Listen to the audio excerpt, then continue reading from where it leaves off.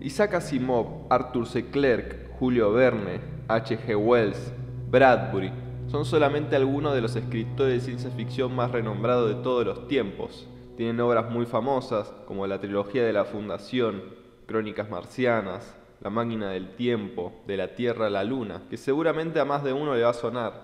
Ahora, hay una obra quizás tan clásica de la ciencia ficción como todas las anteriores, pero que hoy en día, por X razón, no es tan leída, que es El Hacedor de Estrellas, de Olaf Stapleton.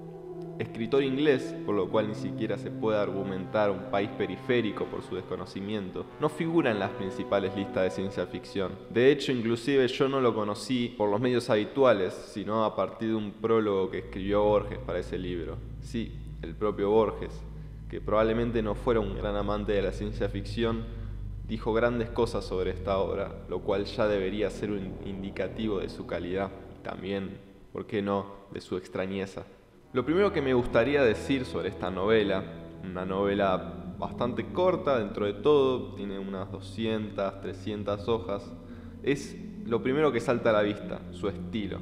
Tiene un estilo muy particular, tiene un estilo que nos recuerda a la sobriedad e incluso lo despojado de la ciencia, del discurso científico, al ensayo. Al principio esto nos resulta, o al menos a mí y seguramente a muchos más, esto nos resulta hartante. Al principio por lo menos yo no entendía por qué la insistencia, ¿no? Por qué tanta, digamos, en vez de centrarse en la trama, el libro constantemente está desviándose a las grandes reflexiones filosóficas, todo el tiempo se centra en lo que está contando, pero lo hace a partir siempre de una mirada filosófica. Y esto, si bien a mí por lo menos me resulta muy interesante, este libro lo hace más que ninguna otra cosa que yo hubiera leído antes y me estaba resultando muy cansador.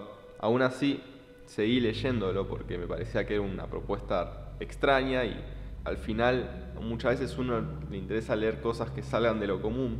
Y al darle tiempo empieza a relucir la principal virtud de este libro, que es la acumulación de prodigios de la creatividad. Este libro tranquilamente podría sustentarse solo de la creatividad de su autor, de las cosas que se le ocurren, de lo fantástico, de lo maravilloso, de esos universos que se nos van contando y se nos van abriendo y de sus sociedades y sus detalles. Está en los más mínimos detalles y cada pequeño detalle nos hace abrir la boca con incredulidad y decir: ¿cómo se le puede ocurrir esto, no? Digamos, esta acumulación de cosas, que no es que solamente el libro sea una acumulación de fantasías, ¿no? Para nada, digamos, es mucho más que solamente eso. Pero solamente ese rasgo ya merece la pena leerlo. Y cuanto más pasan las hojas y más pasan los capítulos, más nos convencemos que este tipo tiene una imaginación como pocas existieron. Realmente yo al principio me molestaba un poco con este libro, diciendo por qué no se termina de centrar, en lo que está contando, digamos, a nivel trama, ¿no? En las líneas de lo que está contando, en sus personajes. Pareciera que le interesa más contar esas grandilocuencias que la vida de sus personajes, y es porque realmente es así. Realmente a este libro no le interesa contar una trama que nos enganche, que nos lleve, que no le interesa nada de eso. Lo que le interesa es sembrar. A este libro lo que le interesa es sembrar ideas y sembrar prodigios y sembrar fantasía. Y bueno, después vamos a ir viendo otras líneas que toma el relato, ¿no? Pero definitivamente lo que no le interesa es establecer una trama, al menos en el sentido tradicional. Y esto hay que saberlo, porque realmente no es un libro para todos este. No es un libro para cualquier lector. Uno tiene que realmente interesarse por, bueno, en algún punto la ciencia ficción, por supuesto, pero también un poco la filosofía, no la filosofía en el sentido de conocer a los filósofos ni el ser lector, no, sino el que interesarse por las reflexiones, ¿no?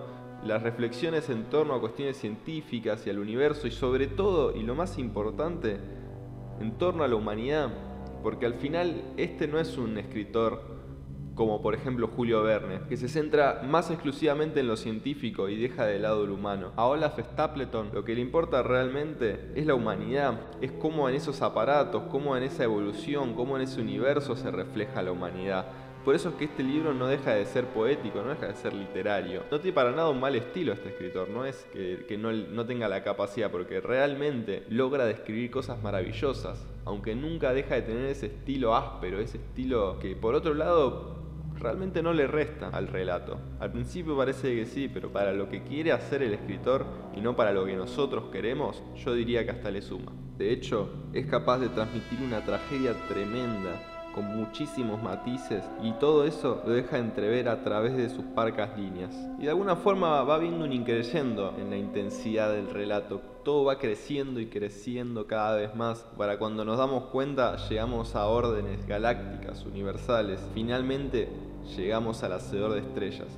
Obviamente no voy a spoilear lo que pasa, ni lo que se cuenta, pero me gustaría decir que esas escenas, esos capítulos, son seguramente el clímax de la narración y son verdaderamente muy interesantes, incluso de forma autónoma. Si eso fuera un cuento, seguiría siendo muy interesante. Quizás sirva para hacer una idea a los que no leyeron este libro, decir que de alguna forma es una suerte de reescritura de la Divina Comedia. Esto es bastante peliagudo decirlo, porque tampoco es tan así. De hecho, ni siquiera sabría decir si Olaf Stapleton leyó la Divina Comedia, porque era un tipo del palo de la filosofía, no de letras, y hubo una intención de retratar algo así. Realmente yo no lo sé. Pero lo que puedo decir es que leyendo uno y otro libro nos da la sensación de que hay algún paralelismo. Porque de alguna forma esta historia, El Hacedor de Estrellas, es la historia de un viaje espiritual, humano, filosófico, pero sobre todo espiritual. Y no lo digo en un sentido religioso, lo digo como si la Divina Comedia hubiera sido escrita en términos completamente agnósticos, como si hubiera sido escrito en términos completamente laicos, lo más científicamente posible hubiera salido El Hacedor de Estrellas.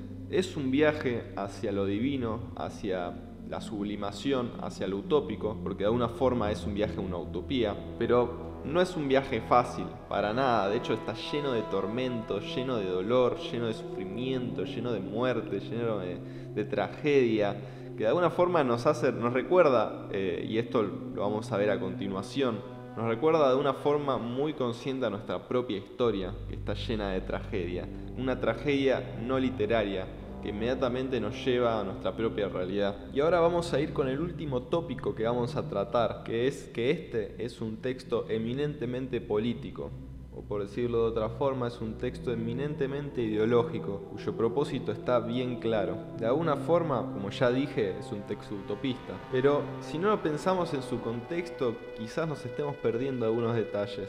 Pero este texto fue escrito en época de entreguerras, fue escrito alrededor de los años 30, cuando Olaf Stapleton estaba viendo el principio de lo que después iba a ser quizás la época más oscura de la humanidad, estaba viendo el comienzo del fascismo. Y lo que logra de alguna forma con este texto no es una denuncia directa, no es una denuncia burda, no es que simplemente nos muestre los atropellos de la barbarie, lo hace, pero lo hace mostrándonos que esto es algo común en el universo, que esto se da de muy distintas formas.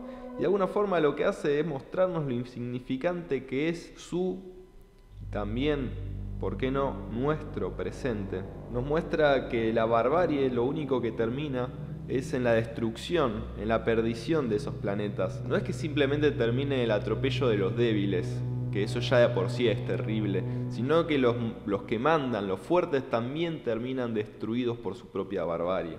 Eso es lo que nos intenta mostrar. De alguna forma también en la base de ese crecimiento que va mostrando el relato, en la base de ese viaje, en la base del ascenso, está la pluralidad, porque de alguna forma el relato va uniendo distintas personas en un mismo cuerpo, o más bien en un mismo espíritu. Nos muestra esa pluralidad en base a la heterogeneidad. No es una pluralidad que busca machacar las unidades, montar solamente una gran unidad uniforme, sino que a partir de esa heterogeneidad de experiencias, de vivencias, de seres que no tienen nada que ver entre sí, que al principio tienen más que ver, pero después cada vez son más distintos y después llega a magnitudes que nunca nos hubiéramos imaginado. En esa pluralidad se basa ese crecimiento. Y si simplemente nos atenemos a lo individual, vamos a la barbarie. Y si simplemente nos atenemos a lo colectivo como forma de aplacamiento de esa individualidad, nos vamos a la barbarie.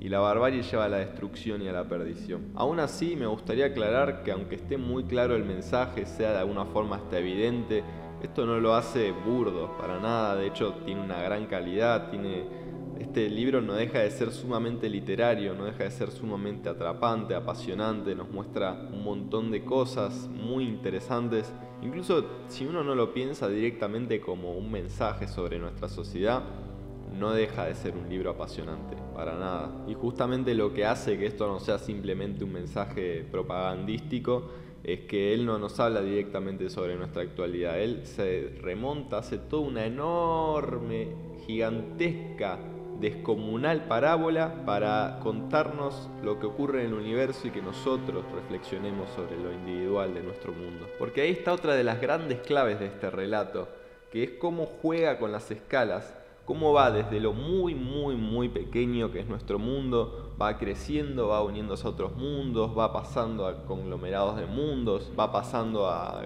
sistemas, va pasando a galaxias, va pasando incluso al universo, y cómo logra, porque esto no creo que sea nada fácil de conseguir, cómo logra que a cada paso veamos lo siguiente como algo gigantesco y lo anterior como algo diminuto. Como de repente vemos que el propósito de conseguir pasar de un estadio de conglomerados a la galaxia al principio parece una cosa titánica, y vemos a los pequeños mundos como algo diminuto.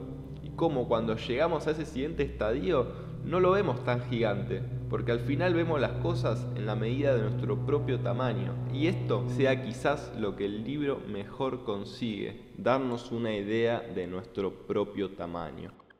Muy bien, básicamente esto sería todo por este video. Ya vimos algunos de los temas de este libro, no todos por supuesto.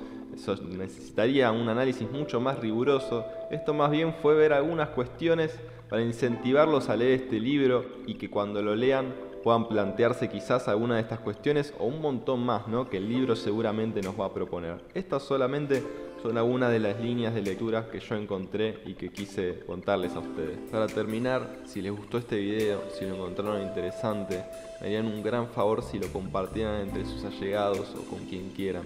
Y además, si les gustó, pueden encontrar en el canal un montón de videos con temática similar, tanto de análisis como audiotextos. Así que nada, hasta el próximo texto.